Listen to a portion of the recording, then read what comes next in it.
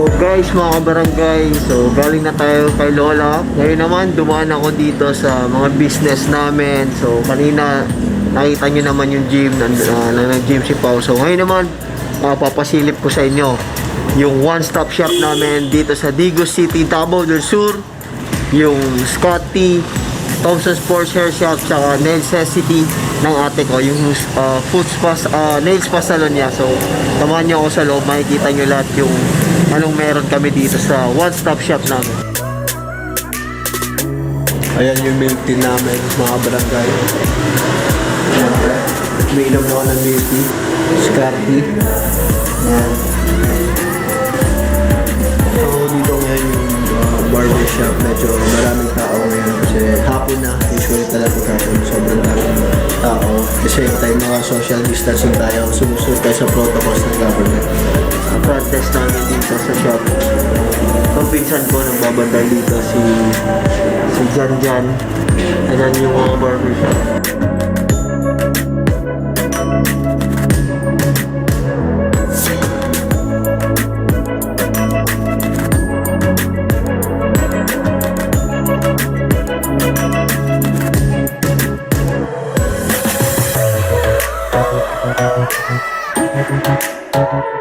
So mga kabarangay, gugulatin natin yung mga barbero natin. Papakilala ko sila sa mga tunay nilang pangalan. So sila yung mga mababait at loyal na barbero. Since day one, sila na yung barbero ko dito sa barbershop.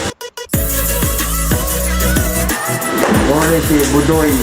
Boss. Oh, boss. Busa, boss. Since day one na, since day one. Set ako ka ng gupit mo to. Okay. Samba? Made fade. Wala si El. Si El. Ano din yan, since day one barber na si El. Retire ng Digos. Ay, ito pala. Ito si Carl. Carl sa umaga. Kaloy sa gabi. Ito si Jay. Ayan. Ito si June sa umaga. Ayan si June. So ayan, nakikita nyo talagang hiwalay yung mga upuan, mga social distancing. Kita nyo naman. Ako lang yung hindi. Shout out sa customers. Anong pangalan mo, sir? Philip. Mga customers.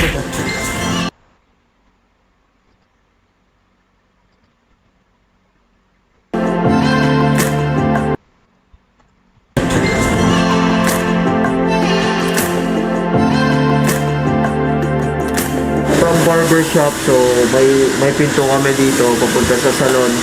Mga ate ko, yun naman ito yung kaya nga one stop shop, dire-diretso to.